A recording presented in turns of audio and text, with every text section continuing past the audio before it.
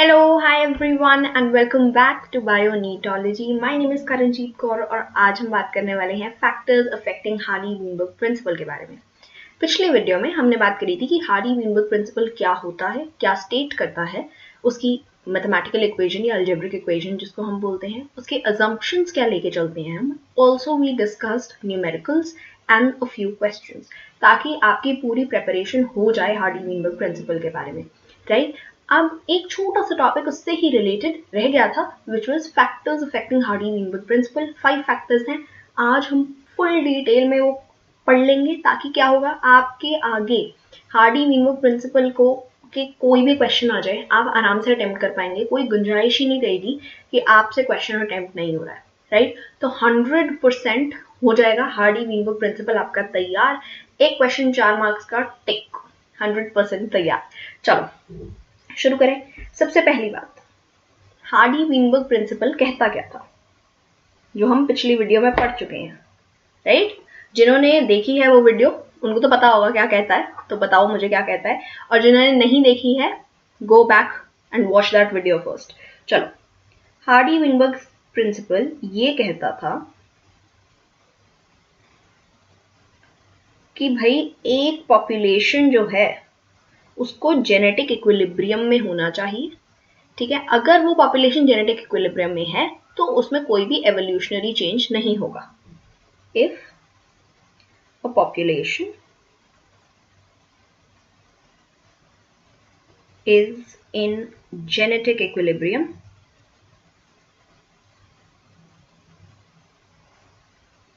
then there will be no evolutionary change.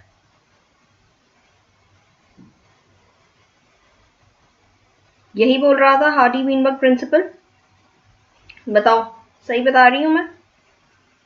चलो ठीक है। जेनेटिक इक्विलिब्रियम क्या होता है ये भी मैंने आपको बताया था। जेनेटिक इक्विलिब्रियम इज कि आपका जो frequency of occurrence of allele है of a gene is fixed और should remain fixed and it should also remain same from generation to generation. That is genetic equilibrium. Basic आपको Hardy-Weinberg principal क्या होता है ये पता चल गया। चलो नेक्स्ट जो हमें बात डिस्कस करनी है वो है फैक्टर्स। फैक्टर्स के बारे में बात करनी है। Factors affecting the Hardy-Weinberg equilibrium.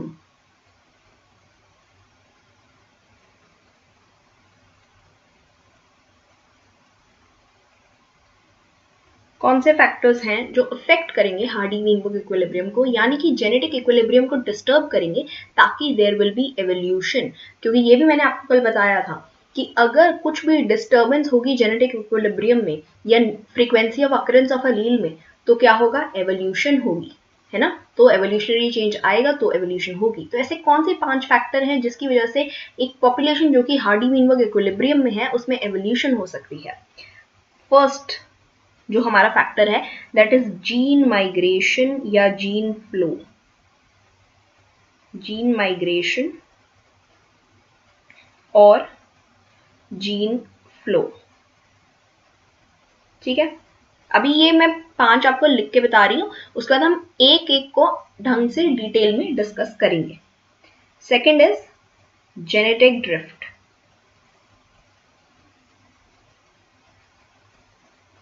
Okay, third is mutations. Fourth जो है दैट इज जेनेटिक रिकॉम्बिनेशन।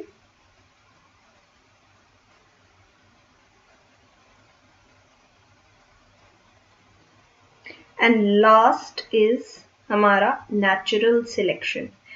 तो anyone who has watched the video, the previous video, उनको पता होगा कि जो मैंने 5 अजम्पशन आपको बताए थे कि एक पॉपुलेशन अगर हार्डी-वीनबर्ग इक्विलिब्रियम में है तो हम ये मान के चलते हैं कि उसमें ये 5 चीजें जरूर हैं, राइट? तो उसमें से आप देख सकते हो कितनी सारी चीजें यहाँ पे आ रही हैं जो अगर नहीं होंगी तो अफेक्ट करेंगी। क्या 5 चीजें मैंने आपको 5 अजम्पशन बताए थे?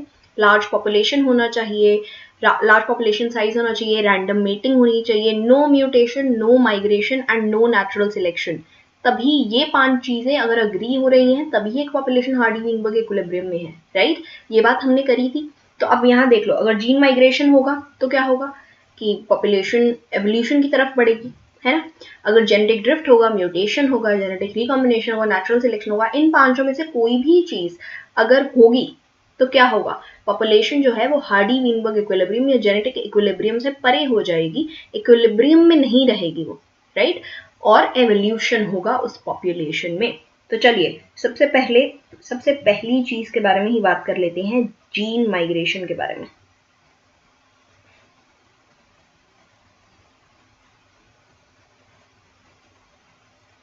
जब हम जीन माइग्रेशन के बारे में बात करते हैं तो माइग्रेशन क्या होता है बताइए। Migration is basically, let's say this is a region, ठीक है, ये एक एरिया है जहां पे एक पॉपुलेशन रहती है। ये हमारे पॉपुलेशन के इंडिविजुअल्स हैं, ठीक है, ये हमारे पॉपुलेशन के इंडिविजुअल्स हैं। अब लेट्स से पास में ही एक और एरिया है, राइट। ये वाले कुछ इंडिविजुअल्स जो हैं वो दूसरे एरिया में जा रहे हैं जहां पे हमारे कोई और इंडिविजुअल्स भी रहते हैं, यानी कि कोई और पॉपुलेशन भी है वहां पे। लेकिन ये वाले इंडिविजुअल्स भी जो है वो कह रहे हैं हम भी यहाँ जाएंगे, तो वो यहाँ चले गए, ठीक है, कुछ इंडिविजुअल्स यहाँ चले गए। और वहां पे जो ये सर्कल वाले इंडिविजुअल्स थे वो कह रहे हैं हमें भी उस एरिया में जाना है, तो वो यहाँ आ गए, ठीक है। तो क्या हो रहा है, माइग्रेट हो रहे हैं ना, यहाँ ये एरिया 1 था, एरिया 1 से एरिया 2 में जा रहे हैं और एरिया 2 से एरिया 1 में आ रहे हैं इंडिविजुअल्स।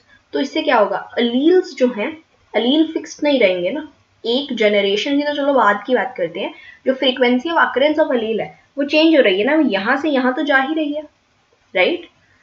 तो यहाँ पे लेट्स से कि ए था, कैपिटल ए था अलील, किसी का रिसेसिव था, कोई हेट्रोजाइगस था। तो अगर मोस्ट ऑफ द डोमिनेंट वाले यहाँ शिफ्ट हो गए एरिया 2 में, तो क्या होगा, ये वाला जो एरिया है यहाँ पे तो अलील्स जो है वो आपकी चेंज हो जाएंगी ना, आपकी अलील की फ्रीक्वेंसी जो है वो चेंज हो जाएगी, क्योंकि यहाँ पे हेट्रोजाइगस और रिसेसिव की प्रोबेबिलिटी जो है वो बढ़ जाएगी होने की। डोमिनेंट वाले तो सारे एरिया 2 में शिफ्ट हो गए। तो अब जब यहाँ की पॉपुलेशन का आप निकालोगे, इक्विलिब्रियम देखने की कोशिश करोगे कि वो हार्डी विनबर्ग प्रिंसिपल फॉलो कर रही है या नहीं कर रही, तो वो नहीं करेगी क्योंकि जीन माइग्रेशन हो रहा है। और अगर ये लगातार होता रहे तो उसको हम बोलते हैं जीन फ्लो, राइट। एक और तरीके की माइग्रेशन भी हो सकती है, एक तो ये हो गया कि एक स्पेसिफिक रीजन से दूसरे रीजन में जा रही है पॉपुलेशन के इंडिविजुअल्स। दूसरा ये है कि ये वाले जो इंडिविजुअल्स हैं वो ये वाले इंडिविजुअल्स के साथ मेट करना शुरू कर दें, इंटरब्रीड कर पा रहे हैं, मेट करना शुरू कर दें, तो भी अलीलिक डिस्ट्रीब्यूशन जो है वो डिस्टर्ब हो जाएगी। क्योंकि लेट्स से ये वाला एक इंडिविजुअल कह रहा है भैया मैं तो इसके साथ मेट करूंगा, ठीक है, इन दोनों ने मेट किया और लेट्स से बच्चे यहाँ पे ही हैं, ठीक है, ऑफस्प्रिंग्स जो है वो रीजन 2 में, तो रीजन 2 का जो जेनेटिक इक्विलिब्रियम है वो डिस्टर्ब हो गया, क्योंकि न्यू अलील्स इंट्रोड्यूस हो गए इसमें, जो यहाँ पे थे वो यहाँ पे इंट्रोड्यूस हो गए। अगर इंटरब्रीडिंग हो सकती है तो ही होगा ये, ठीक है, दिस इज ऑलरेडी अंडरस्टूड। अगर इंटरब्रीडिंग हो सकती है और उन्होंने मेट कर लिया तो वो तो यहाँ पे चले जाएंगे। तो और अगर ये लगातार होता रहे, इमिग्रेशन और एमिग्रेशन लगातार होता रहे, तो उसको बोलते हैं जीन फ्लो, यानी कि जीन एक जगह से दूसरी जगह बार बार फ्लो हो रहा है, जीन का फ्लो हो रहा है ना, एक जगह से दूसरी जगह बार बार जा रहा है। जेनेटिक पूल क्या होता है ये हम पिछले वीडियो में डिस्कस कर चुके हैं। Gene pool is the total number of alleles या gene in a population. Gene flow is कि there is constant immigration or emigration because of which there is constant movement of genes between populations, ठीक है। तो चलो मैं आपको लिख भी देती हूँ कि जीन माइग्रेशन और जीन फ्लो क्या होता है। तो gene migration is basically either migration of a selective individuals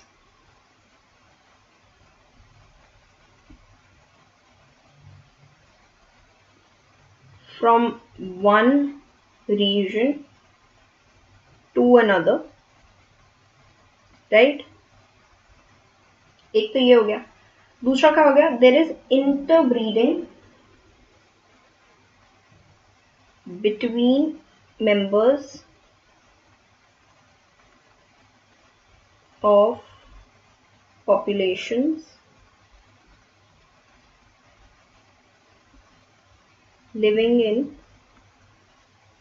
different regions.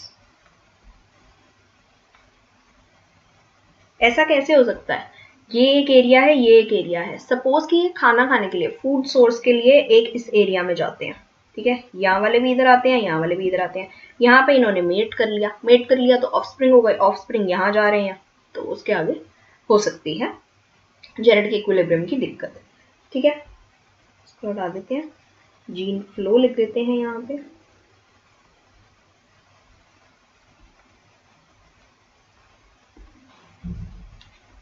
If the genes are exchanged between individuals of a population regularly, तो उसको हम बोलते हैं जीन फ्लो, ठीक है। इजी है। Migration is very easy. Migration वैसे भी तुम्हें बेसिक मतलब पता है ना कि एक जगह से दूसरी जगह पे इंडिविजुअल्स शिफ्ट कर रहे हैं। जब एक जगह से दूसरी जगह चले गए तो वैसे ही there is going to be disturbance in the allelic distribution या अलीलिक अकरेंस। तो वैसे भी हार्डी-वीनबर्ग इक्विलिब्रियम जो है वो डिस्टर्ब होगा ही होगा, और जीन फ्लो बन जाएगा तो उसकी वजह से तो डेफिनेटली होगा। चलो नेक्स्ट, एक सेकंड पहले, इससे पहले हम जेनेटिक ड्रिफ्ट के बारे में बात कर लेते हैं। सेकंड था हमारा जेनेटिक ड्रिफ्ट। जेनेटिक ड्रिफ्ट को आप काफी सारे नाम से जानते होंगे। जेनेटिक ड्रिफ्ट बोलते हैं, सीवॉल राइट इफेक्ट भी बोलते हैं हम इसे,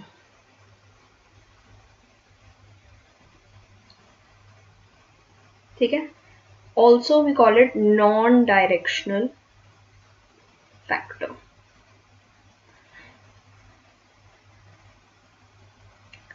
जेनेटिक ड्रिफ्ट जो होती है वो सबसे पहली बात सिर्फ स्मॉल पॉपुलेशंस में देखने को मिलेगी, ठीक है। Also it is a chance event, कि बाय चांस कुछ हो गया। ये दोनों चीजें आपको याद होनी चाहिए 100%, ठीक है। किसी नेचुरल डिजास्टर की वजह से हो सकता है, चांस इवेंट है। ऐसा नहीं है कि कुछ स्पेशली कुछ कोई कंस्ट्रक्ट कर रहा है कि ऐसा कुछ एवोल्यूशन होगा, बाय चांस ही कुछ हो गया, उसकी वजह से there is a disturbance in the allelic distribution. ये हम आगे पूरा डिस्कस करेंगे। दो तरीके के हम जेनेटिक ड्रिफ्ट पढ़ते हैं।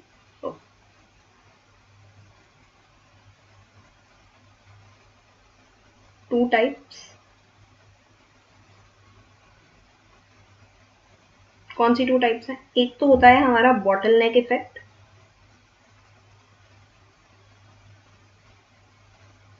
ठीक है, और दूसरा होता है हमारा फाउंडर्स इफेक्ट। दोनों के बारे में पढ़ेंगे हम एग्जाम्पल्स के साथ। चलो सबसे पहली बात, let's talk about bottle neck effect.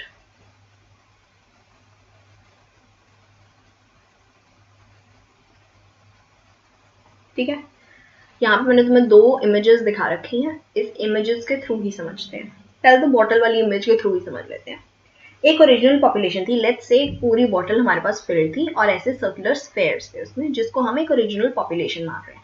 Different colour के स्फेयर्स हैं विच आर डिपिक्टिंग की डिफरेंट अलील्स कौन से हैं या डिफरेंट जीनोटाइप कौन सा है उन इंडिविजुअल्स का, ठीक है। अब जो बॉटल का अगर आप देखोगे, जो बॉटल का मुंह होता है, बॉटल के ऊपर जो ओपनिंग होती है, बॉटल ऐसी ही बनी होती है नॉर्मली, तो नीचे आपके यहाँ पे सर्कुलर स्फेयर्स हैं बहुत सारे, जो अलग अलग इंडिविजुअल्स के डिफरेंट जीनोटाइप्स को डिपिक्ट कर रहे हैं, ठीक है।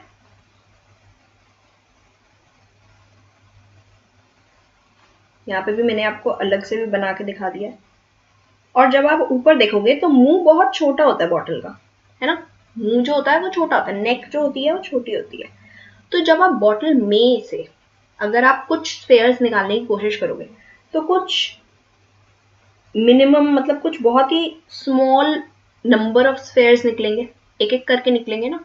और आपको नहीं पता कि वो कौन से कलर के निकलेंगे। ऐसा भी हो सकता है कि आपके पास मल्टी कलर्ड है और आपके पास सिर्फ ऑरेंज और ग्रीन कलर के स्फेयर्स निकले, है ना, सिर्फ ऑरेंज और ग्रीन कलर के स्फेयर्स निकले, या सिर्फ एक ही कलर के स्फेयर्स निकले, यानी कि सिर्फ एक ही जीनोटाइप के स्फेयर्स निकले।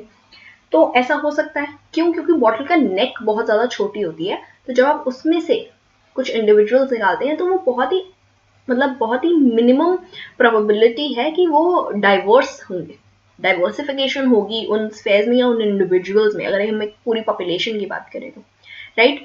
तो इसलिए आपका जो अलीलिक पूल है या आपका जीन पूल है, जीन पूल क्या होता है? Total number of genes and alleles in a population. तो आपका जीन पूल ही छोटा हो गया ना, क्योंकि आपकी लेट्स से आपकी ये रेड, ग्रीन, ब्लू, ये सब तो छूट ही गए। Red, green, red, yellow, blue मान लो ना, क्योंकि यहाँ पे ऑरेंज और ब्लू दे रखे, ग्रीन दे रखे। रेड, येलो, ब्लू तो आपके सारे अलील्स छोटी गए, जीनोटाइप्स छोटी गए। आपके बचे कौन से? सिर्फ ग्रीन और ऑरेंज कलर के बच गए। तो यही आगे फिर पूरी पॉपुलेशन बनाएंगे।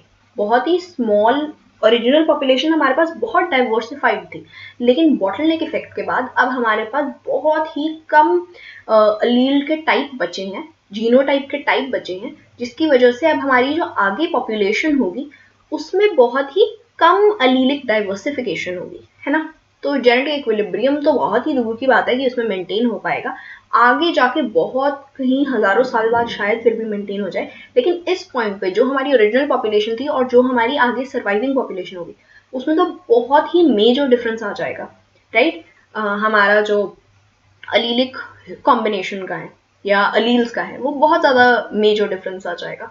तो उसकी वजह से बॉटलनेक इफेक्ट जो है, it's a type of genetic drift which is going to be a factor that is going to affect the Hardy-Weinberg equilibrium। मैं आगे आपको एक एग्जाम्पल के तौर पे भी ये जरूर समझाऊंगी। It is basically decrease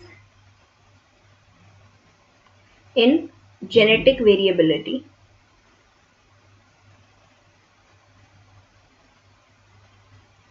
in a population।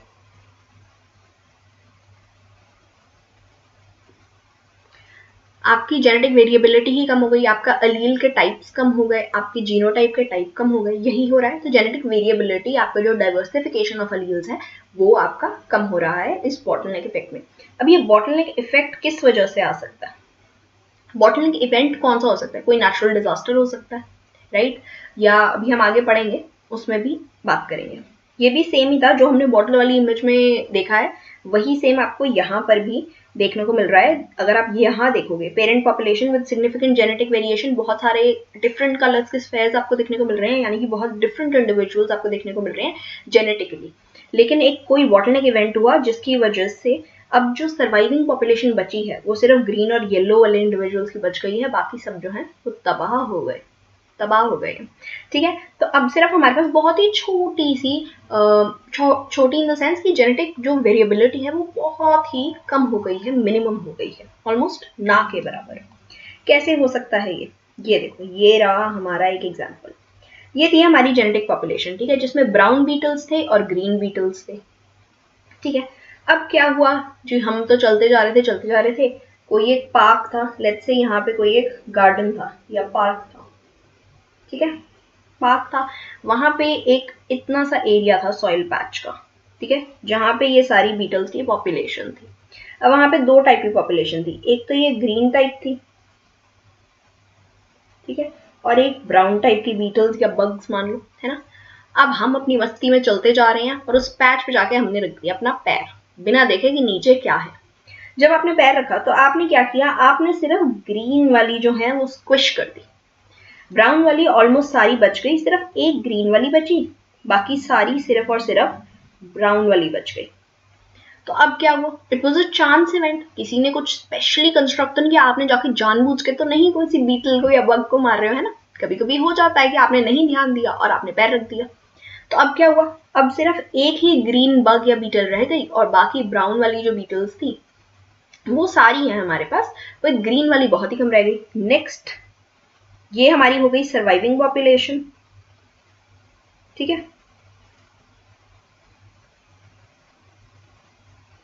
ये हो गया हमारा बॉटलनेक इवेंट।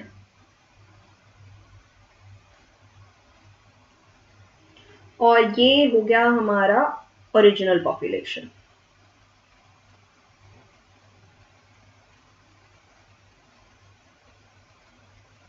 ठीक है जी। अब नेक्स्ट क्या होगा, जब आगे और रिप्रोडक्शन होगी तो उसमें क्या होगा, आपकी ग्रीन वाली भी इवेंचुअली वो हो जाएगी, आपको नहीं मिलेगी, सिर्फ और सिर्फ आपको ब्राउन बीटल्स देखने को मिलेंगी।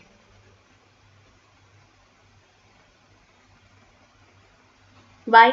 ऐसा भी हो सकता है कि ब्राउन बीटल्स की प्रेफरेंस होगी, हम तो सिर्फ ब्राउन बीटल्स के साथ मीट करेंगे। तो क्या हुआ, ग्रीन वाली आगे रिप्रोड्यूस ही नहीं कर पाई। अगर रिप्रोड्यूस ही नहीं कर पाई तो आगे कोई बीटल बनेगी ही नहीं, है ना। ऐसा होता है, कुछ प्रेफरेंस नाम की चीज भी होती है ना मीटिंग में।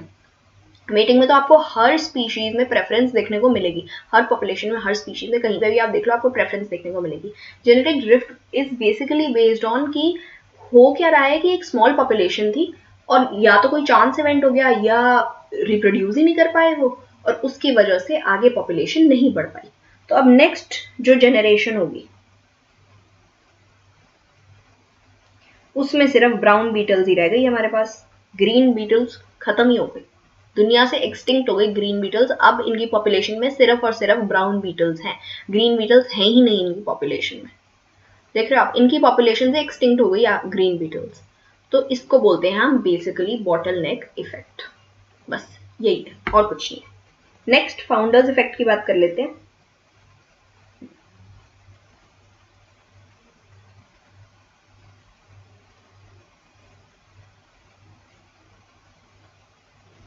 फाउंडर्स इफेक्ट से तुम्हें क्या समझ में आता है? फाउंडर का क्या मतलब होता है, जो कोई कोई चीज की, नई चीज की शुरुआत करता है ना। कोई नई चीज की शुरुआत हो रही है, कोई ओरिजिनल ओरिजिन हो रहा है किसी चीज का, तो दैट इज फाउंडेशन या फाउंडर जो है। हम फाउंडर ऑफ अ स्कूल की बात करते हैं, फाउंडर ऑफ एन ऑर्गेनाइजेशन की बात करते हैं, तो फाउंडर्स इफेक्ट भी सेम ही है कि एक नई स्पीशीज की फॉर्मेशन हो रही है और उसके कुछ फाउंडर्स थे, तो बस उनके बारे में बात करेंगे। यहाँ पे अगर आप इमेज में देखोगे, ये एक पेरेंट पॉपुलेशन है, ठीक है। एक पेरेंट पॉपुलेशन आपको दिख रही है, यहाँ पे आपको पर्पल इंडिविजुअल्स दिख रहे हैं और आपको रेड इंडिविजुअल्स दिख रहे हैं, है ना।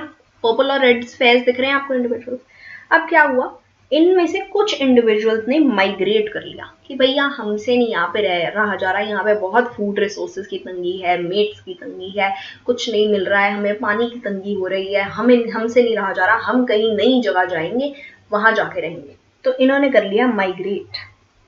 कुछ लोगों ने, कुछ इंडिविजुअल्स ने जाके माइग्रेट कर लिया, ये पहुंच गए एक न्यू रीजन में, ठीक है, जहां पे इनकी स्पीशीज का कोई था ही नहीं, इनकी स्पीशीज का कोई भी इंडिविजुअल इस रीजन में था ही नहीं। इन्होंने माइग्रेट किया और वहां पे बस गए ये लोग, ठीक है जी। वहां पे ये लोग बस गए। अब वहां पे population after a couple of generation, आप देख सकते हो रेड वाले की ऑल्दो ज्यादा थी, जब नए नए वो आए थे, माइग्रेट किए थे, तो रेड स्पेस ज्यादा थे, लेकिन कुछ जनरेशन के बाद रेड वालों की जो फ्रीक्वेंसी है वो कम होती जा रही है रेड इंडिविजुअल्स की। क्यों? ऐसा भी हो सकता है क्योंकि वो एक नई जगह पे गए हैं, तो क्या पता वो अडेप्ट ना कर पा रहे हो उस नई जगह में। पर्पल वाले जो इंडिविजुअल्स हैं वो ज्यादा इजीली अडेप्ट कर पा रहे हो, तो रेड और या रेड वालों को मेट ना कर पा रहे हो, रिप्रोड्यूस ना कर पा रहे हो, या उनको खाना ढंग से नहीं मिल रहा, या वो लड़ नहीं पा रहे हैं पर्पल वालों से ढंग से, या पर्पल वाले जो है वो ज्यादा जल्दी रिप्रोड्यूस कर पा रहे हैं, कुछ हो गया, तो उनके कुछ भी, दे कैन बी एनीथिंग, जिसकी वजह से रेड वालों की जो पॉपुलेशन है, रेड इंडिविजुअल्स की, वो कम होती जा रही है आफ्टर ईच जनरेशन। तो इवेंचुअली एक ऐसी पॉपुलेशन आएगी जहां पे क्या हुआ है, जहां पे सिर्फ और सिर्फ पर्पल इंडिविजुअल्स रह गए हैं, रेड इंडिविजुअल्स वैनिश हो गए हैं, रेड इंडिविजुअल्स बचे ही नहीं है, सिर्फ और सिर्फ पर्पल इंडिविजुअल्स हमारे पास रह गए हैं। तो अब ये हमारी हो गई फाउंडर पॉपुलेशन। वैसे ये थी हमारी फाउंडर पॉपुलेशन, ठीक है। कुछ जनरेशन्स के बाद बच ही सिर्फ पर्पल इंडिविजुअल्स गए, तो अब हर जनरेशन में सिर्फ और सिर्फ पर्पल इंडिविजुअल्स ही रह जाएंगे। तो अब यहाँ पे जो पॉपुलेशन होगी वो सिर्फ और सिर्फ पर्पल इंडिविजुअल्स की होगी। तो इस न्यू एरिया में तो हार्डी-वीनबर्ग इक्विलिब्रियम आपको देखने को नहीं मिल रहा, इस न्यू एरिया में तो सिर्फ और सिर्फ पर्पल इंडिविजुअल्स हैं, यानी कि सिर्फ पर्पल इंडिविजुअल्स के एलील्स हैं, रेड इंडिविजुअल के एलील्स तो सारे वैनिश हो गए, खत्म हो गए, समाप्त हो गए, राइट। तो that is basically founders effect. ये आपको मेनली कहाँ देखने को मिलेगा? आइलैंड्स पे देखने को मिलेगा। क्योंकि आइलैंड्स कैसे बनते हैं? मेनलैंड से या तो पॉपुलेशन खुद से माइग्रेट कर गई किसी आइलैंड पे, या मेनलैंड से कुछ पार्ट टूट गया और वो आइलैंड बन गया। तो कुछ जो पॉपुलेशन थी मेनलैंड की, कुछ इंडिविजुअल्स जो हैं वो उस जगह पे थे, लाइक लेट्स से ये हमारा मेनलैंड था, इतना पार्ट टूट गया मेनलैंड से और अलग हो गया। तो अब ये जो पार्ट टूटा था ये हमारा बन गया आइलैंड, और इस आइलैंड पे कुछ इंडिविजुअल्स जो थे वो रह गए थे। यहाँ पे ये इतने सारे इंडिविजुअल थे, ये पूरी पॉपुलेशन थी इंडिविजुअल्स की, है ना।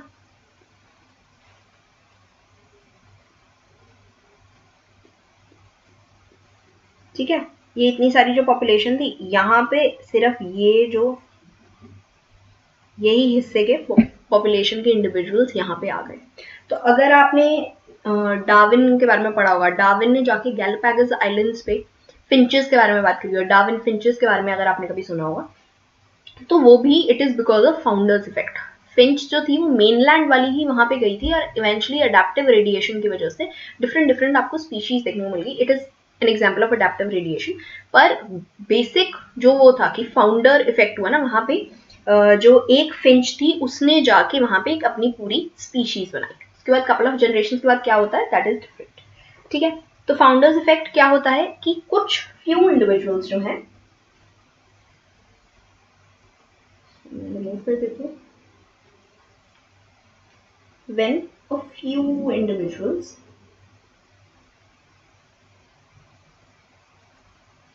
disperse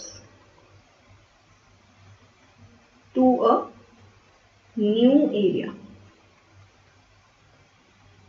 and start a population there.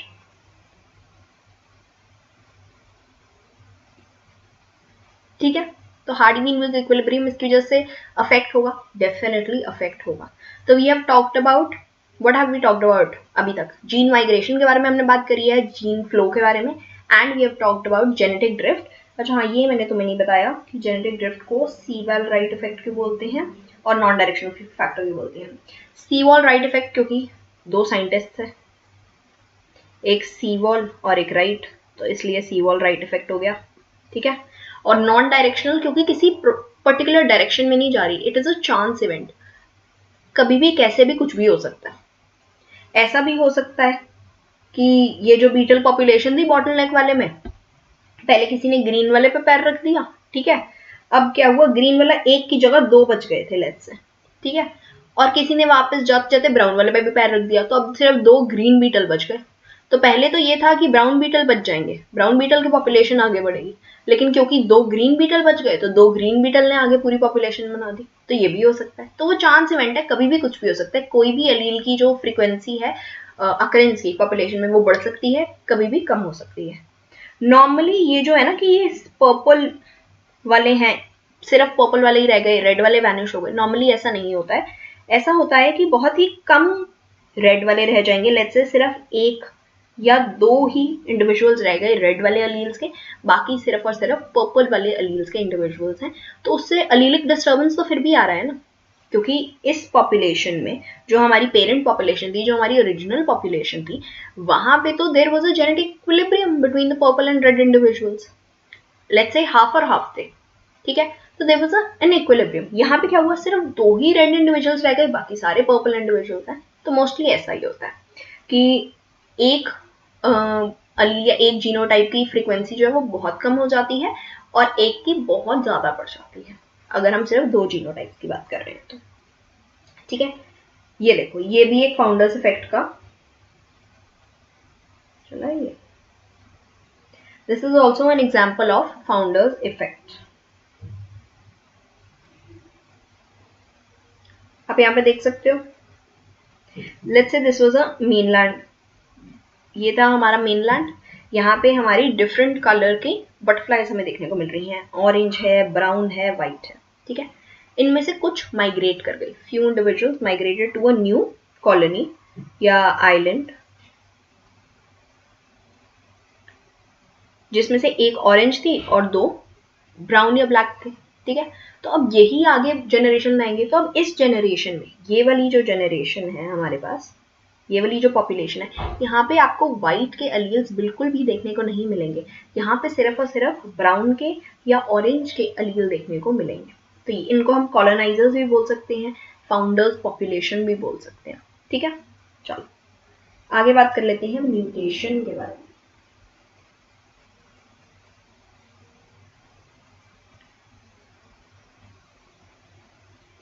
Mutations के बारे में हम मॉलिक्यूलर बेसिस ऑफ इनहेरिटेंस में मेरे हिसाब से बात करते हैं, प्रिंसिपल ऑफ इनहेरिटेंस जेनेटिक्स में, उसमें भी हम बात करते हैं म्यूटेशंस के बारे में। तो म्यूटेशंस बेसिकली होती क्या है? There is a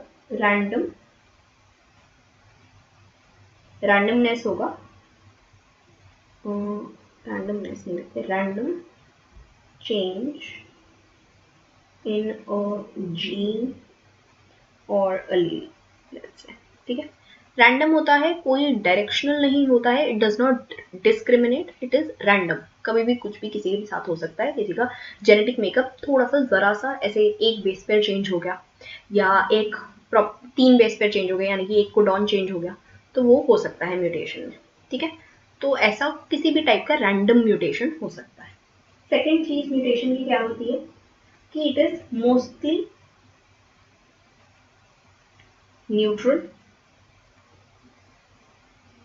mostly neutral होता है, यानी कि आपके अंदर म्यूटेशन हुई तो कोई फर्क नहीं पड़ेगा, ना आपको ना आपके ऑफस्प्रिंग्स को। Even if they carry it, उनको कोई फर्क नहीं पड़ रहा है उससे, म्यूटेशन हुई है या नहीं हुई है आपको पता भी नहीं चल रहा है, ठीक है। तो इट इज न्यूट्रल और हार्मफुल,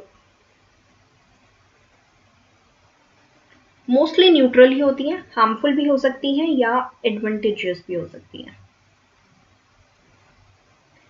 बट मोस्टली अगर आप बात करोगे तो मोस्टली न्यूट्रल ही होती हैं, पर हार्मफुल और एडवांटेजेस भी आपको हो सकती हैं म्यूटेशन। थर्ड थिंग इज कि रेट ऑफ म्यूटेशन जो है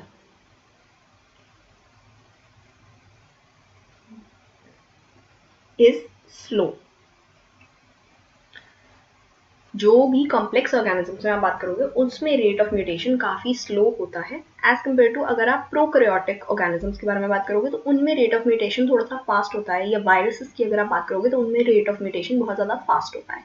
लेकिन अगर आप हमारी बात करोगे या अगर आप किसी और मैमल की बात करोगे तो उनमें रेट ऑफ म्यूटेशन जो है वो काफी स्लो होगा। क्यों? क्योंकि प्रूफ रीडिंग है बहुत ज्यादा,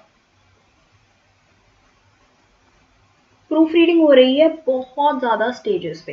प्रूफ रीडिंग ऑफ डीएनए हो रहा है, ऑफ आरएनए हो रहा है, ऑफ प्रोटीन हो रहा है, जिसकी वजह से होती तो है म्यूटेशन पर बहुत कम रेट पे होती है, यानी कि बहुत स्लोली होती है। काफ़ी जनरेशन्स के बाद, काफ़ी ईयर्स के बाद कुछ ना कुछ म्यूटेशन का आपको देखने को मिलेगा, अदरवाइज आपको नॉर्मली म्यूटेशन देखने को नहीं मिलेगी। वायरसेस जो होती हैं वो बहुत जल्दी म्यूटेट करते हैं, बैक्टीरिया जो है वो बहुत जल्दी म्यूटेट करते हैं, इसीलिए वो ड्रग रेजिस्टेंट भी बन जाते हैं बहुत इजीली, है ना। वायरसेस बैक्टीरिया बहुत इजीली ड्रग रेजिस्टेंट बन जाते हैं। अगर हम पीछे कोविड आया हुआ था, कोरोना वायरस, कितने सारे आपने उसके टाइप्स के बारे में सुना है। इट वाज डेल्टा, ओमेगा, कितने सारे टाइप्स के वायरस थे। वो टाइप्स किस वजह से हो रही हैं? वो इसी वजह से टाइप्स हैं क्योंकि उनकी फॉर्म चेंज हो रही है, वो म्यूटेशन हो रही है, उनमें चेंज हो रहे हैं, ठीक है। अब म्यूटेशन कैसे जेनेटिक ड्रिफ्ट हो सकती है, उस मतलब सॉरी नॉट जेनेटिक ड्रिफ्ट, कैसे it is a factor to affect Hardy Weinberg equilibrium, उसके बारे में बात करते हैं। लेडरबर्ग जी एक साइंटिस्ट थे जिन्होंने एक एक्सपेरिमेंट किया था जिसको हम रेप्लिका प्लेटिंग एक्सपेरिमेंट भी बोलते हैं। इनका हम एक्सपेरिमेंट समझने की कोशिश करेंगे। माइक्रोब्स पे किया था इन्होंने एक्सपेरिमेंट, और उससे हम अपना देखेंगे क्या होता है। एक थी कि एक प्लेट ली उन्होंने, जो अगार प्लेट होती है जिसपे हम मीडियम्स ग्रो करते हैं, बैक्टीरिया ग्रो करते हैं, है ना। तो एक बैक्टीरिया लिया, उससे एक पॉपुलेशन बना दी पूरी, ठीक है। एक बैक्टीरिया, 2 बैक्टीरिया, कुछ भी, एक मास्टर प्लेट बना ली उन्होंने, ठीक है। एक उन्होंने बनाई मास्टर प्लेट।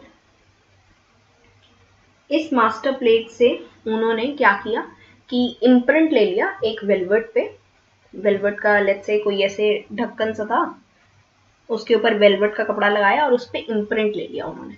इम्प्रिंट लेने के बाद वही इम्प्रिंट उन्होंने एक रेप्लिका प्लेट पे लगा दिया। तो अब क्या हुआ, जो भी मास्टर प्लेट पे इंडिविजुअल्स थे जो कि वेलवेट के साथ जुड़े, जितने भी जुड़े वो जाके रेप्लिका प्लेट पे जुड़ गए, फिर रेप्लिका प्लेट पे भी वो अगेन ग्रो करने लगे। मास्टर प्लेट का जो मीडियम है, यानी कि अगार का जो मीडियम है, जितने भी उसमें न्यूट्रिएंट्स दिए गए हैं या जो भी अगार का जो कंसंट्रेशन है, वो सब कुछ सेम है हमारे रेप्लिका प्लेट के मीडियम से। ठीक है, तो मीडियम जो है वो सेम है वो। ठीक है, अब उन्होंने क्या किया, उन्होंने एक प्लेट ली जिसपे पेनिसिलिन था। ठीक है, एक प्लेट ली,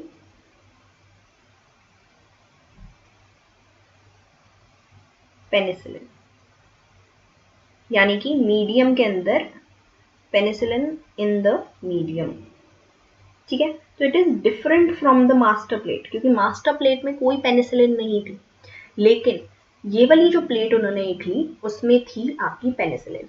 ठीक है, पेनिसिलिन थी, तो अगेन उन्होंने क्या किया, एक वेलवेट, ढक्कन के ऊपर वेलवेट लगाया, उसके ऊपर रेप्लिका प्लेट पे वो लगाया और उन्होंने लगा दिया जी। ये जो हमारी ये वाली प्लेट थी उस पर स्टिक कर दिया वो, और बैक्टीरिया वहां पे देखा कि ग्रो हो रहे हैं नहीं हो रहे हैं, क्या हो रहा है। तो उन्होंने देखा मास्टर प्लेट और रेप्लिका प्लेट में क्या हो रहा था, जितने मास्टर प्लेट में जो पॉपुलेशन थी सेम वैसे की वैसी रेप्लिका प्लेट पे ग्रो हो गई पॉपुलेशन, कोई डिफरेंस नहीं है, क्योंकि सेम मीडियम है, सेम ही इंडिविजुअल कॉलोनीज हैं, तो वो आराम से ग्रो कर पा रही थी। लेकिन पेनिसिलिन वाली प्लेट पे सिर्फ फ्यू इंडिविजुअल्स जो थे, few individuals could grow, यानी कि बहुत ही कम नंबर में जो इंडिविजुअल्स थे वो ग्रो कर पाए पेनिसिलिन वाली प्लेट में। फिर उन्होंने कहा ऐसा क्यों हो रहा है, पेनिसिलिन वाली अगर एक ही हमने बैक्टीरियल पॉपुलेशन थी तो सबको ग्रो कर जाना चाहिए था, पेनिसिलिन वाली पे सिर्फ कम ही क्यों ग्रो कर रहे हैं। पेनिसिलिन वाली पे ये जो फ्यू इंडिविजुअल्स ग्रो किए वो इंडिविजुअल्स थे जो कि रेजिस्टेंट थे, पेनिसिलिन रेजिस्टेंट थे ये।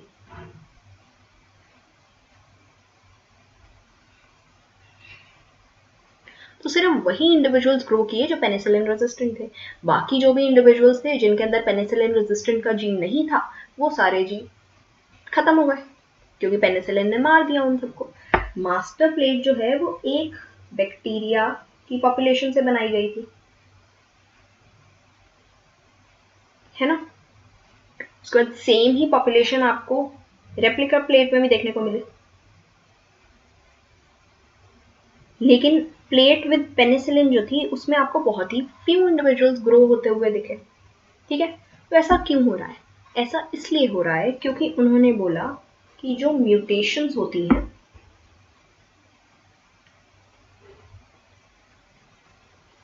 म्यूटेशंस आर प्री अडैप्टिव, यानी कि किसी एनवायरनमेंट के कांटेक्ट में आने से आपके अंदर म्यूटेशन नहीं आ रही है, आपके अंदर म्यूटेशन हो रखी थी। जब आप किसी ऐसे एडवर्स एनवायरनमेंट के इफेक्ट में आए, इंटरेक्शन हुई आपकी, तब आपको पता चला कि अरे मेरे अंदर तो ये म्यूटेशन है, मैं आराम से ग्रो कर पा रहा हूँ, मैं सर्वाइव कर पा रहा हूँ इस पॉपुलेशन में, इस एनवायरनमेंट में मैं सर्वाइव कर पा रहा हूँ। तो बेसिकली ये वाली जो म्यूटेशन थी, जो हम पिछली म्यूटेशन की बात करते हैं, this was an advantageous mutation.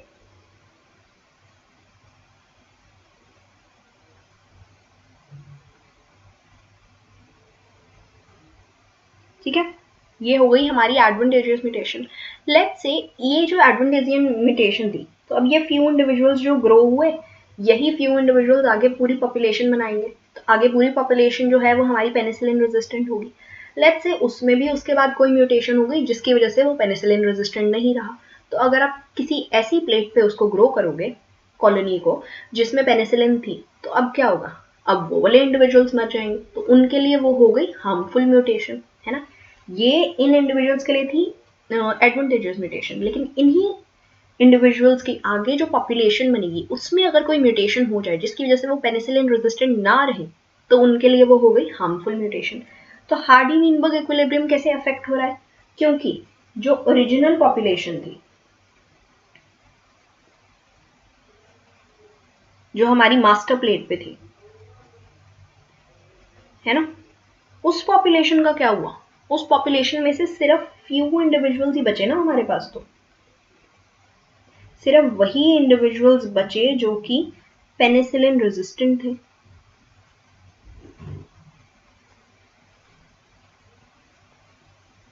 बाकी इंडिविजुअल्स तो हमारे खत्म हो गए, यानी बाकी अलीलिक फ्रीक्वेंसी तो हमारी खत्म हो गई ना, अकरेंस ऑफ दोज अलील्स तो खत्म हो गई हमारी इस पॉपुलेशन में से।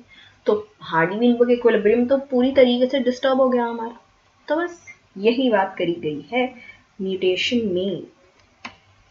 नेक्स्ट हमारा, हमने किसकी बात कर ली? जीन माइग्रेशन, जीन फ्लो, हमने जेनेटिक ड्रिफ्ट के बारे में बात कर ली और हमने म्यूटेशन के बारे में बात कर ली।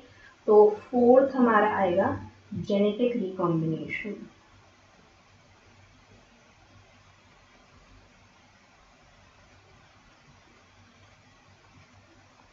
जेनेटिक रिकॉम्बिनेशन में हम क्या बात करते हैं? जो गैमीट फॉर्मेशन होती है, डिप्लॉयड ऑर्गेनिज्म में गैमीट फॉर्मेशन होती है। उस गैमीट फॉर्मेशन में there is segregation of chromosome, क्योंकि जो भी हमारे गैमीट होंगे, मतलब जो भी डिप्लॉयड ऑर्गेनिज्म में गैमीट होंगे वो हेप्लॉयड होते हैं। एग और स्पर्म जो होते हैं वो तो हेप्लॉयड होते हैं ना। तो यानी कि there is a segregation of chromosome हो रही है ना। जब सेग्रीगेशन हो रही है क्रोमोसोम्स की, तब क्या हो रहा है? लेट्स से कोई एक क्रोमोसोम पेयर था जिसमें एक क्रोमोसोम पे तो कैपिटल ए अलील था और दूसरा जो क्रोमोसोम था उस पे स्मॉल ए अलील था। तो अब डिफरेंट डिफरेंट गैमीट बन गए, ठीक है, डिफरेंट डिफरेंट गैमीट बन गए। उसके बाद जब जाइगोट फॉर्मेशन होगी,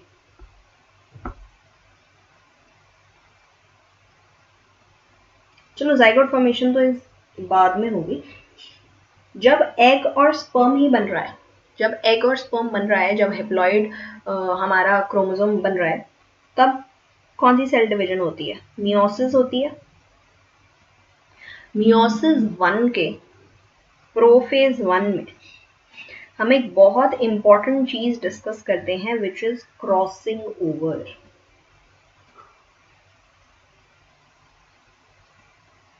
क्रॉसिंग ओवर हम डिस्कस करते हैं, नहीं करते? करते हैं। तो इस क्रॉसिंग ओवर में होता क्या है? इस क्रॉसिंग ओवर में रिकॉम्बिनेशन होती है। एक होमोलोगस क्रोमोसोम जो होता है, लेट्स से ये वाला जो होमोलोगस क्रोमोसोम है और एक ये उसका एक और होमोलोगस क्रोमोसोम है, इसमें और इसमें रिकॉम्बिनेशन हो जाएगी ना, ऐसे हो जाते हैं ना।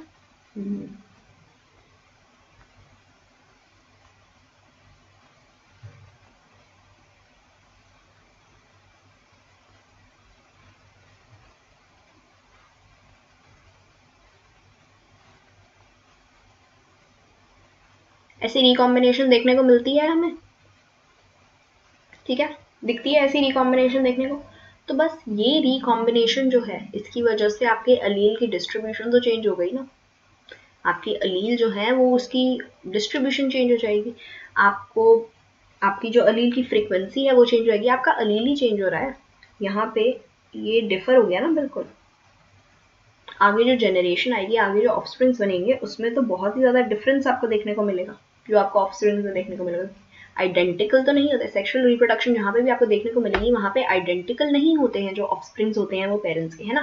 देयर इज ऑलवेज वेरिएशन, और इस वेरिएशन की वजह से हार्डी-वीनबर्ग इक्विलिब्रियम जो है वो डिस्टर्ब हो जाता है। It affects the Hardy-Weinberg equilibrium, ठीक है। तो ये था बेसिकली बस जेनेटिक रिकॉम्बिनेशन में। लास्ट चीज जो हमें पढ़नी है, दैट इज जो लास्ट फैक्टर हमें पढ़ना है, that is natural selection.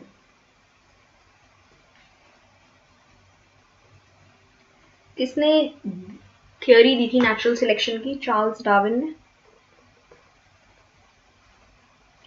Darwin साहब जी ने दी थी ये थियोरी, ठीक है। एक्वायर्ड कैरेक्टर्स की थियोरी दी थी हमें लेमार्क ने, और नेचुरल सिलेक्शन की हमें थियोरी दी थी चार्ल्स डार्विन जी ने।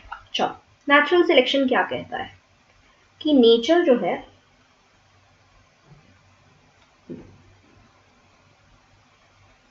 nature favors only those characters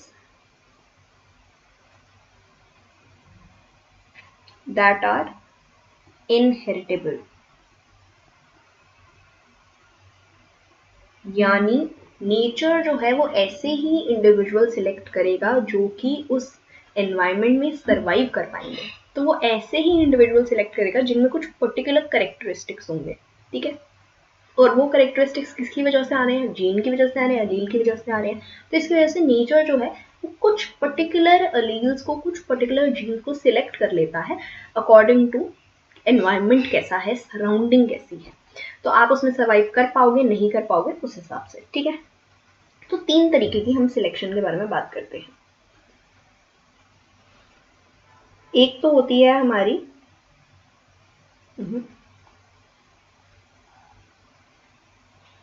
one is हमारी स्टेबलाइजिंग सिलेक्शन,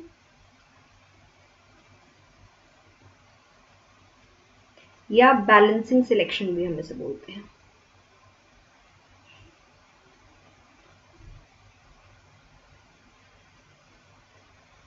ठीक है, इसमें क्या होगा कि नेचर जो है it will only favour the people या इंडिविजुअल्स जो कि मीन एवरेज के होंगे, ठीक है। एक्सट्रीम्स को नहीं फेवर करेगा, सिर्फ इसको फेवर करेगा, मीन एवरेज वैल्यू जो कैरेक्टर की होगी उसको फेवर कर रहा है, ठीक है। दूसरा हमारा होता है डायरेक्शनल सिलेक्शन।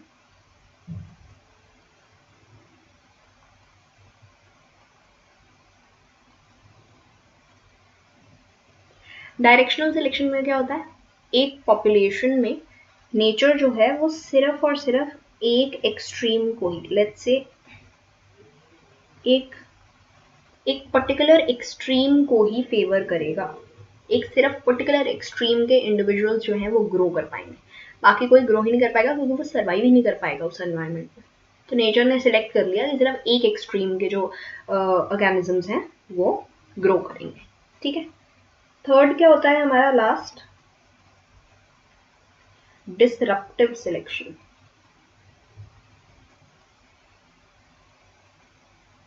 डिसरप्टिव सिलेक्शन में क्या होगा, डिसरप्टिव सिलेक्शन में आपको एक्सट्रीम्स तो ग्रो करते हुए दिखेंगे पर मीन एवरेज वाले जो है ना वो सब मर जाएंगे, मतलब वो ग्रो नहीं कर पाएंगे, वो सरवाइव नहीं कर पाएंगे। तो बेसिकली आपको ऐसे डिप देखने को मिलेगा। तो एक्सट्रीम्स जो है वो ग्रो कर पा रहे हैं पर जो मीन एवरेज वैल्यू वाले हैं वो तो जी परेशान हो गए हैं कि हम तो यहाँ पे नहीं कर पा रहे हैं ग्रो। नेचर ने सिलेक्ट कर लिया कि मीन एवरेज वैल्यू वाले नहीं कर सकते भैया, यहाँ पे या तो इस वाले एक्सट्रीम वाले करेंगे या दूसरी साइड वाले एक्सट्रीम वाले करेंगे, ठीक है। इंटरमीडिएट वाला कोई नहीं कर पाएगा। एक सिंपल सा अगर मैं इसका एग्जांपल लूँ, हाइट, ह्यूमन हाइट का, ठीक है। स्टेबलाइजिंग सिलेक्शन में क्या हो रहा है कि सिर्फ मीडियम हाइट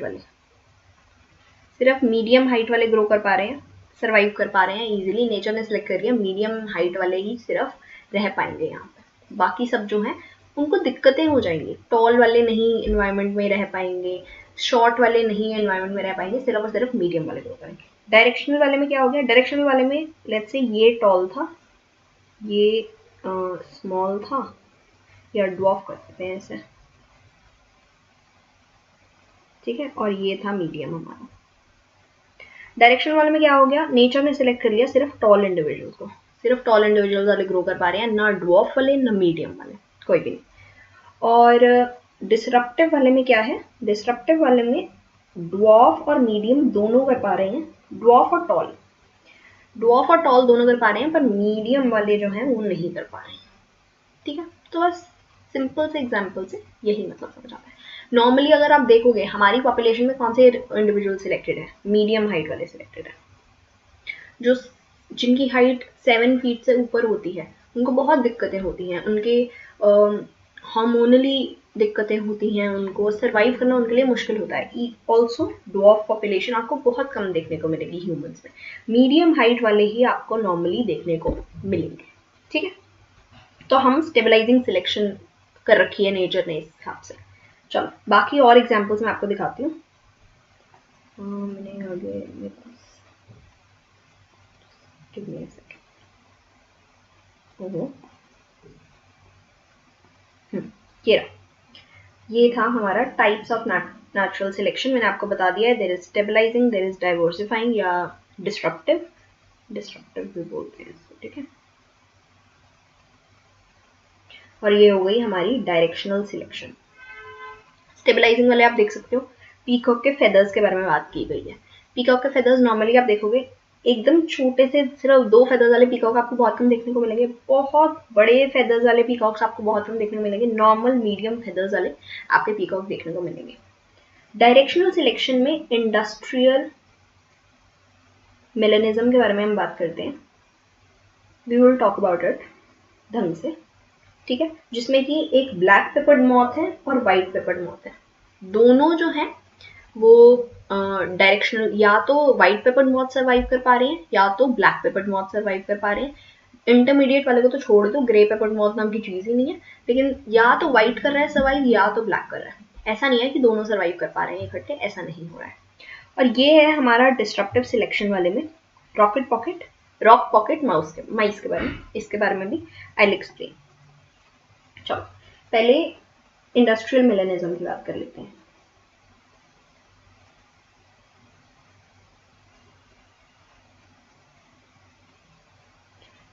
किसका एग्जाम्पल है इंडस्ट्रियल मेलेनिज्म? डायरेक्शनल सिलेक्शन का, ठीक है।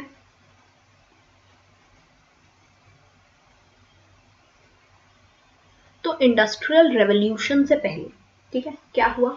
बहुत सारे पेड़ थे, हाँ जी बहुत सारे पेड़ थे। क्योंकि पोल्यूशन बहुत कम था, उसकी वजह से पेड़ों की bark of the trees पे बहुत सारा लाइकन प्रेजेंट था। Lichen you know is an indicator, air pollution का इंडिकेटर होता है लाइकन, है ना। एल्गे और फंजाई की सिम्बाइसिस से बनता है लाइकन। तो ये जो लाइकन है वो ग्रो करता था बार्क्स ऑफ द ट्रीज पे। ये लाइकन जो होता है that is almost white coloured. This is before industrial revolution.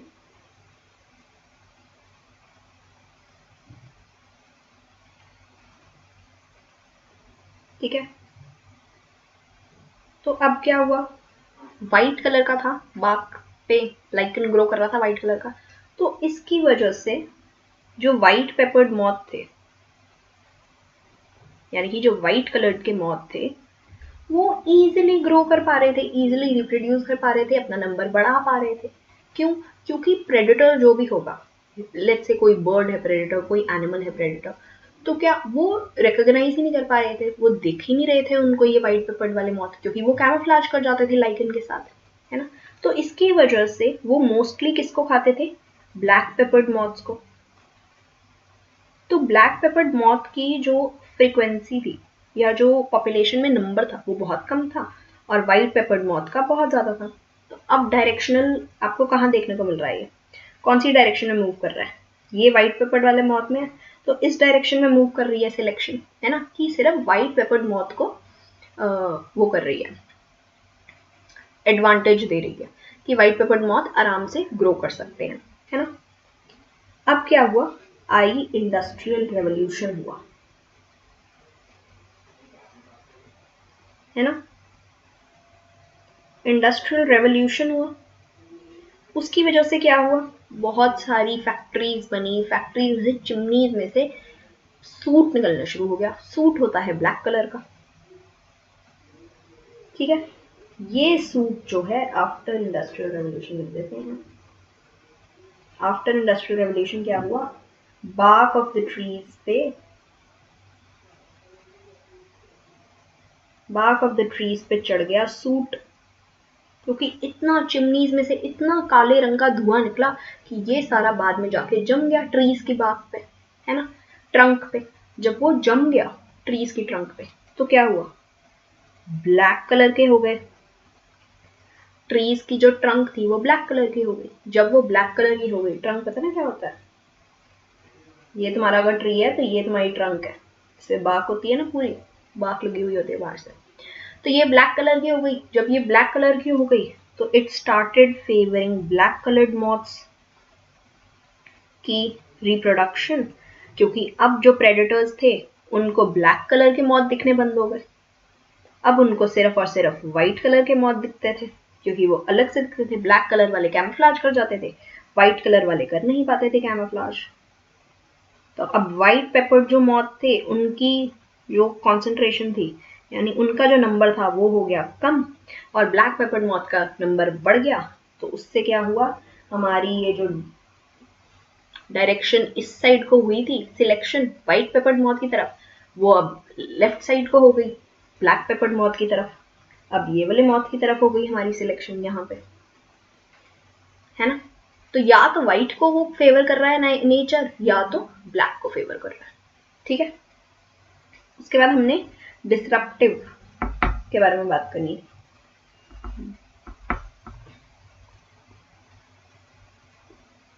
Disruptive selection में क्या है कि सिर्फ हमारे जो एक्सट्रीम्स हैं वो सर्वाइव कर पा रहे हैं, जो इंटरमीडिएट है वो सर्वाइव नहीं कर पा रहा। हमने एग्जाम्पल किसका लिया है, रॉक पॉकेट माइस का।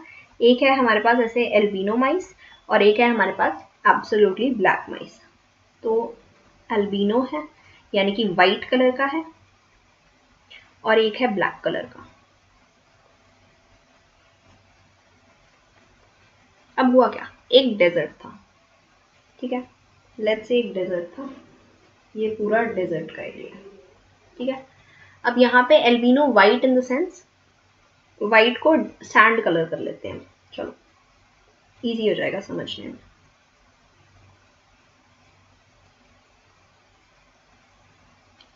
तो ये वाला माइस अब इजीली सरवाइव कर सकता है, ठीक है। ये वाला माइस जो है वो यहाँ पे ग्रो कर सकता है। लेट्स से ये ब्लू वाला है हमारा सैंड वाला माइस, ठीक है, ये सारा ब्लू कलर का एरिया। अब क्या हुआ, इस डेजर्ट में हुआ एक वॉल्केनिक इरप्शन, ऐसे करके एक हुआ वॉल्केनिक इरप्शन। इरप्शन हुआ, लावा जो है वो आके गिर गया यहाँ पे। लावा गिर के जब ठंडा हुआ तो उसका वो ब्लैक कलर का हो गया। जब ब्लैक कलर का हो गया तो ये रीजन, ये रीजन, ये रीजन, ये रीजन, मतलब डेजर्ट में से कुछ कुछ जगहें ऐसी हो गई जो एब्सोल्युटली ब्लैक हो गई। ये ब्लैक हो गया, ये रीजन पूरा ब्लैक हो गया, ये रीजन पूरा ब्लैक हो गया, ये रीजन पूरा ब्लैक हो गया। बाकी अभी भी सैंड कलर ही है, पर ये कुछ रीजन्स हैं जो ब्लैक हो गए। तो अब यहाँ पे जो हमारा ब्लैक माइस है वो इजीली सर्वाइव कर सकता है इन स्मॉल स्मॉल रीजन्स में, और जो सैंड कलर वाला जगह है वहां पे हमारा सैंड कलर आराम से कर सकता है। पर लेट्स से इनका जो इंटरमीडिएट था वो ग्रे कलर था। इनका इंटरमीडिएट वाला ग्रे कलर्ड माइस था। ये ग्रे कलर्ड माइस जो है वो कैसे सर्वाइव करेगा, वो तो ना ब्लैक में कैमोफ्लेज हो पाएगा ना सैंड कलर में कैमोफ्लेज हो पाएगा। उसको तो आराम से प्रेडेटर पकड़ लेंगे और उसका पॉपुलेशन हो जाएगी बिल्कुल ही कम। तो इसलिए नेचर ने किसको सिलेक्ट किया, नेचर ने सैंड कलर वाले को भी सिलेक्ट किया और ब्लैक को भी सिलेक्ट किया। डायरेक्शनल वाले में क्या हो रहा था, या तो वो ब्लैक पेपर्ड मॉथ को सिलेक्ट कर रहा था या व्हाइट वाले को, या तो ब्लैक पेपर्ड मॉथ रहेगा या तो व्हाइट रहेगा। इसमें क्या हो रहा है, सैंड कलर भी रह रहा है और ब्लैक माइस भी रह रहा है, दोनों सर्वाइव कर पा रहे हैं। सिर्फ एक नहीं सर्वाइव कर पा रहा, दोनों सर्वाइव कर पा रहे हैं, बस जो इंटरमीडिएट वाला है ना वो सर्वाइव नहीं कर पा रहा है। ठीक है, इजी है। और स्टेबलाइजिंग सिलेक्शन का मैं तुम्हें एक और एग्जांपल बता देती हूँ।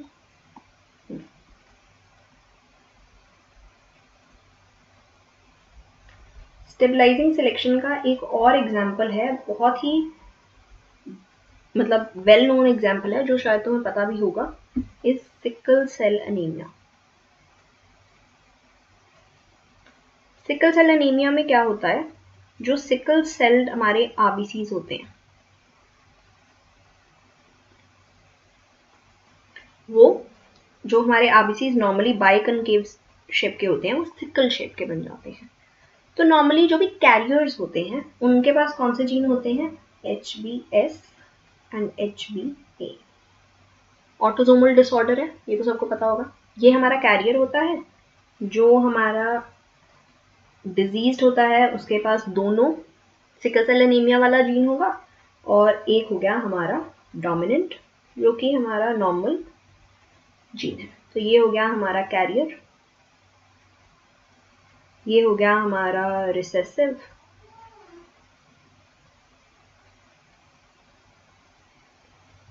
काफी स्लो हो गया ये।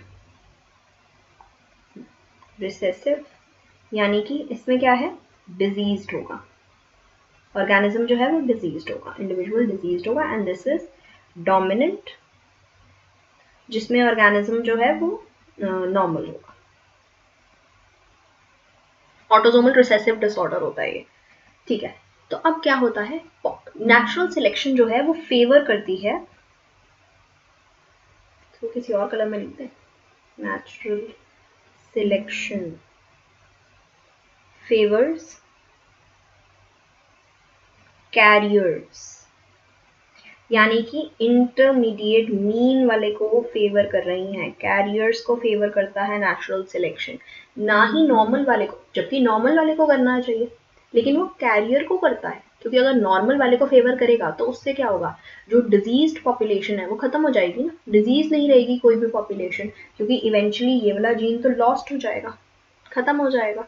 तो डोमिनेंट को करना चाहिए फेवर को, लेकिन करता किसको है नेचर फेवर, कैरियर्स को। क्यों कैरियर्स को फेवर करता है और कहाँ पे करता है फेवर, उस जगह में nature natural selection favours carriers where there is malarial disease.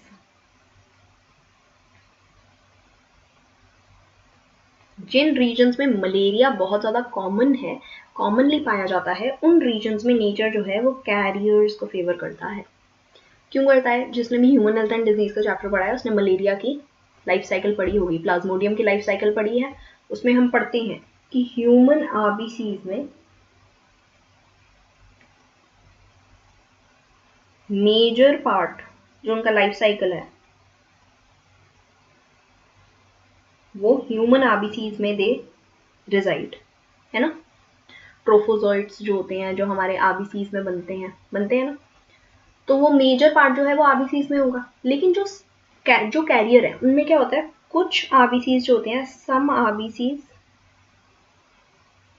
Are normal and some RBCs are sickle shaped। तो कुछ RBCs तो नॉर्मल होंगे, कुछ RBCs सिकल शेप्ड होंगे।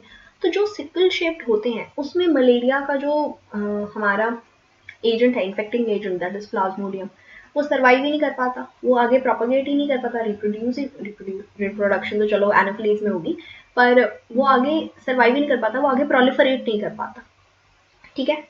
जब वो प्रोलिफरेट नहीं कर पाएगा तो डिजीज नहीं होगी, मलेरिया नहीं होगा उन इंडिविजुअल्स को जिनके सिकल शेप्ड आरबीसीज होते हैं। कुछ आरबीसी सिकल शेप्ड होते हैं, बाकी आरबीसीज जो हैं वो उनके नॉर्मल होते हैं। तो उन्हें अनीमिया की दिक्कत भी नहीं होती, क्योंकि कुछ तो हैं हमारे पास आरबीसी नॉर्मल, तो वो कंपनसेट कर देते हैं बाकी जो बॉडी की रिक्वायरमेंट है। और उन्हें मलेरिया भी नहीं होता, क्योंकि उनमें मलेरिया का जो प्लाज्मोडियम है वो प्रोलिफरेट नहीं कर पाता, तो ना उन्हें अनीमिया होता है ना उन्हें मलेरिया होता है, तो दोनों डिजीज से बच जाते हैं। तो इसलिए नेचर जो है वो सिकल सेल एनीमिया को फेवर करती है। ऑब्वियसली एक वो है कि क्योंकि नेचर ने सिलेक्ट कर लिया कि हम कैरियर्स को सपोर्ट, मतलब कैरियर्स जो हैं वो रह पाएंगे, सर्वाइव कर पाएंगे इजीली, तो उसकी वजह से डिजीज्ड ऑर्गेनिज्म भी होते हैं जिनको सिकल सेल एनीमिया होता है, और उस एनीमिया से बहुत ज़्यादा दिक्कतें होती हैं उन्हें। पर इवेंचुअली अगर आप देखोगे तो जो कैरियर्स हैं उनको ज़्यादा फ़ायदा हो रहा है as compare to recessive diseased वाले के इशू से। तो इसलिए इसी वजह से हम स्टेबलाइजिंग सिलेक्शन को बैलेंसिंग सिलेक्शन भी बोलते हैं, क्योंकि वो बैलेंस कर रही है जो भी एडवांटेज हो रहा था कैरियर्स की वजह से, वो जो है वो बैलेंस हो रहा है डिजीज्ड इंडिविजुअल्स की वजह से। डिजीज्ड इंडिविजुअल का जो डिसएडवांटेज है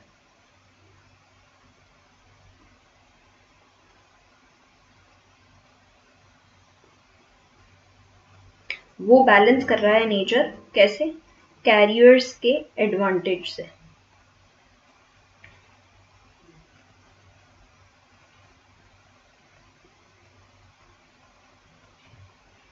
ठीक है, बस कुछ है ही नहीं, और हमने सारी चीज़ें कर ली हैं, हमने सब कुछ पढ़ लिया, पांचों की पांचों चीज़ें। हाँ, यहाँ पे एग्जाम्पल दे रखे हैं डायरेक्शनल सिलेक्शन में एक तो शॉर्ट टेल्ड है, एक लॉन्ग टेल्ड लिजर्ड है, ठीक है। शॉर्ट टेल से भी फायदा हो रहा है क्योंकि ज्यादा जल्दी भाग पा रही है लिजर्ड, तो शॉर्ट टेल का भी फायदा हो सकता है। इवेंचुअली अगर हम देखें तो अगर बहुत ज़्यादा फास्ट रनिंग प्रेडेटर्स हैं तो उसकी वजह से शॉर्ट टेल्ड वाली की तरफ चली जाएगी नेचुरल सिलेक्शन। लेकिन अगर बहुत फास्ट भागने वाले प्रेडेटर्स नहीं हैं, सिर्फ जैसे वहाँ पे स्नेक की पॉपुलेशन बहुत ज़्यादा है और स्नेक के प्रेडेटर्स बहुत ज़्यादा कम है, लेकिन स्नेक से डरते हैं, वहाँ पे जो प्रे है वो स्नेक जो है वो उन प्रेडेटर्स को खा सकता है, तो लॉन्ग टेल्ड वालों की सिलेक्शन बढ़ जाएगी। ऐसे ही अगर आप कैट्स की बात करेंगे तो कैट्स की अगर बहुत छोटी टेल होगी तो उनको बैलेंसिंग में दिक्कत आएगी, बहुत लंबी टेल होगी तो भी उनको बैलेंसिंग में दिक्कत आएगी। तो इसलिए जो बीच वाली मीडियम टेल वाली कैट्स होती हैं वो इजीली सर्वाइव कर पाती हैं। डिस्ट्रप्टिव सिलेक्शन में जो आपकी शॉर्ट टेल वाली स्क्विरल हैं वो भी सर्वाइव कर पा रही हैं क्योंकि वो प्रेडेटर से आराम से बच के जा रही हैं। जो लॉन्ग टेल वाली है वो भी आराम से सर्वाइव कर पा रही हैं क्योंकि उन्हें ट्रीज पे बैलेंस करने में हेल्प हो रही है, जो ट्रीज में इधर से उधर जा रही हैं तो उसकी बैलेंसिंग में हेल्प हो रही है। लेकिन मीडियम वालों को कोई फायदा नहीं है, तो इसलिए मीडियम वाली बहुत ही कम है।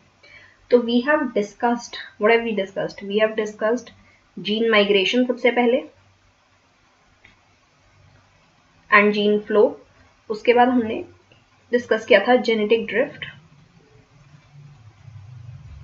है ना। उसके बाद हमने डिस्कस किया था म्यूटेशंस। नेक्स्ट हमने डिस्कस किया जेनेटिक रिकॉम्बिनेशन एंड लास्टली हमने डिस्कस किया नेचुरल सिलेक्शन। रिकॉम्बिनेशन की स्पेलिंग गलत लिख दी है मैंने, ठीक है। और अब हमने डिस्कस किया नेचुरल सिलेक्शन, जिसमें हमने 3 टाइप की सिलेक्शन के बारे में बात करी, डायरेक्शनल, स्टेबलाइजिंग एंड डिसरप्टिव, ठीक है। 3 तरीके की हमने सिलेक्शन के बारे में भी बात कर ली है। ये पांचों जो हैं दे अफेक्ट हार्डी-वीनबर्ग इक्विलिब्रियम। अगर ये पांचों में से कोई भी एक चीज हो रही है पॉपुलेशन में तो हार्डी-वीनबर्ग इक्विलिब्रियम में नहीं रहेगी, हार्डी-वीनबर्ग प्रिंसिपल को फॉलो नहीं करेगी वो पॉपुलेशन। एक एग्जाम्पल मैं तुम्हें बताने भूल गई जो मुझे लगता है इम्पॉर्टेंट होगा बॉटलनेक इफेक्ट में। एक एग्जाम्पल हम पढ़ते हैं चीता पॉपुलेशन का। आपको पता होगा कि चीता की पॉपुलेशन बहुत कम हो गई है वर्ल्ड वाइड, राइट। तो इसकी वजह से जो अलीलिक, अगर आप अलीलिक डिस्ट्रीब्यूशन देखोगे, अलीलिक वेरिएबिलिटी देखोगे चीता पॉपुलेशन में तो वो बहुत कम है, जीन वेरिएबिलिटी बहुत कम है। तो उसकी वजह से काफ़ी डिजीजेज या काफ़ी चीज़ों से जो उनका इंटरेक्शन है जिसकी वजह से उनकी डेथ हो सकती है वो बहुत ज़्यादा बढ़ गया है, यानी कि रिसेसिव कंडीशन बहुत ज़्यादा हो गई है। रिसेसिव कंडीशन जो पॉपुलेशन बची है उसमें रिसेसिव कंडीशन आपको बहुत ज़्यादा देखने को मिलेगी, राइट। आपको अलीलिक वेरिएबिलिटी बहुत कम देखने को मिलेगी जिसकी वजह से बाहर सराउंडिंग से, बाहर इन्वायरमेंट से इनकी इंटरेक्ट करने की कैपेबिलिटी जो है वो बहुत ज़्यादा कम हो गई है। तो अगर कोई ऐसा कुछ भी इवेंट होता है जिसकी वजह से मतलब उनके जिससे लड़ने के लिए उनके पास कोई मतलब म्यूटेशनल एडवांटेजेस म्यूटेशन नहीं है तो there is a very big possibility कि चीता की पॉपुलेशन एक्सटिंक्ट भी हो सकती है, ओनली बिकॉज उनकी जेनेटिक वेरिएबिलिटी बहुत ज़्यादा कम है। तो उनकी शक्ति बाकी चीज़ों से लड़ने की, अपनी डिजीजेस ना होने की, जो लीथल डिजीज होती है, फेटल डिजीज ना होने की, वो बहुत ज़्यादा कम हो गई है। तो बॉटलनेक इफेक्ट का एक ये भी बहुत बड़ा इफेक्ट होता है। एक हार्डी-वीनबर्ग इक्विलिब्रियम को तो वो कर ही रहा है डिस्टर्ब, बट ऑल्सो एक पॉपुलेशन एक्सटिंक्ट भी हो सकती है बॉटलनेक इफेक्ट की वजह से, जेनेटिक ड्रिफ्ट की वजह से। और जेनेटिक ड्रिफ्ट आपको स्मॉल पॉपुलेशंस में ही देखने को मिलेगी। जेनेटिक ड्रिफ्ट कभी भी लार्ज पॉपुलेशन में नहीं होगी, स्मॉल पॉपुलेशन में ही होगी जेनेटिक ड्रिफ्ट। और एक चांस इवेंट है, कोई ये नहीं हो रहा कि अच्छा इस डायरेक्शन, जैसे नेचुरल सिलेक्शन में नेचर सिलेक्ट करता है, क्यों? क्योंकि ये वाला जो है ऑर्गेनिज्म वो आराम से सर्वाइव कर पाएगा, इसकी जनरेशन आगे बन पाएगी, ये रिप्रोड्यूस कर पाएगा, इसके स्पीशीज जो है वो आगे बढ़ पाएंगी अगर मैं ये चीज़ सिलेक्ट करता हूँ तो। हमने इंडस्ट्रियल मेलेनिज्म की बात करी थी, इंडस्ट्रियल मेलेनिज्म की बात करी थी। उसमें before industrial revolution white peppered moths को सिलेक्ट कर रहा था नेचर, क्योंकि ये ज़्यादा सर्वाइव कर पाएगा। उसके बाद जब इंडस्ट्रियल रेवोल्यूशन हो गई, जब ब्लैक कलर की बात हो गई, तो वो ब्लैक पेपर्ड मॉथ्स को एडवांटेज देने लगी नेचर, क्योंकि अब उसे था कि ब्लैक पेपर्ड मॉथ्स जो है वो आराम से सर्वाइव कर पाएंगे। तो नेचुरल सिलेक्शन का ये बहुत वो बात है कि नेचुरल सिलेक्शन सिर्फ उन्हीं कैरेक्टर्स को फेवर करती है जो आगे इनहेरिट हो पाएंगे, यानी कि इनहेरिट हो पाएंगे फ्यूचर जनरेशंस में, so that the population can survive or the species can survive, not the population but the species can survive। ठीक है, तो इनहेरिटेबल कैरेक्टरिस्टिक्स को तो करेगा ही प्रमोट, ऑल्सो उन्हीं कैरेक्टर्स को प्रमोट करेगा जिसकी वजह से स्पीशीज जो है वो आगे इजिली सर्वाइव कर पाए। तो बस यही पढ़ना था हमें, factors affecting Hardy Weinberg principle में। कंप्लीट हो गया है हमारा हार्डी वीनबर्ग प्रिंसिपल का topic. Hardy Weinberg principle absolutely 100% complete हो गया है। हमने न्यूमेरिकल्स भी सॉल्व कर लिए हैं, हमने फैक्टर्स भी डिस्कस कर लिए हैं, हमने अजम्पशंस भी कंप्लीट डिस्कस कर ली हैं। तो सब कुछ कंप्लीट हो गया है। अब हार्डी वीनबर्ग प्रिंसिपल से अगर आपको कोई भी क्वेश्चन आता है तो आपको कभी इशू नहीं होगा वो क्वेश्चन सॉल्व करने के लिए। तो बस यही था मेरा मकसद कि आपका एक टॉपिक 100% तैयार हो जाए। नेक्स्ट वीडियो में कमेंट करके मुझे नीचे बताओ कि क्या पढ़ना चाहते हो तुम। और मैंने बॉडी फ्लूइड एंड सर्कुलेशन पूरा चैप्टर कंप्लीट करा रखा है, उसकी एक अलग प्लेलिस्ट बना रखी है। ये हम एवोल्यूशन का एक टॉपिक डिस्कस कर रहे थे, तो मैं एवोल्यूशन का ही कोई और टॉपिक पढ़ना है या किसी और चैप्टर का कोई और टॉपिक पढ़ना है, कोई टॉपिक तुम्हें डिफिकल्ट लगता है जो तुम चाहते हो कि मैं तुम्हें पढ़ाऊँ, just comment on this video and you will get a video on that topic। ठीक है, और बाकी तो सेम ही कहानी है, लाइक करो, शेयर करो, सब्सक्राइब करो वीडियो को, और जितना ज़्यादा हो सके करो। It will help me to grow and it will also help you, क्योंकि मैं और ज़्यादा वीडियोस बना के लाऊंगी तुम्हारे लिए। मैं शॉर्ट्स में भी बहुत सारे आपको शॉर्ट्स भी देखने को मिलेंगे, पीवाई की उसके शॉर्ट्स भी देखने को मिलेंगे आपको, कंटेंट रिलेटेड शॉर्ट्स देखने को भी मिलेंगे। तो keep subscribing, keep liking, keep sharing the videos and subscribe to this channel। I'm waiting for you to click the subscribe button। ठीक है, तो प्लीज सब्सक्राइब कीजिए मेरे चैनल को। Thank you so much, good bye, we will meet in the next video। Thank you, bye bye.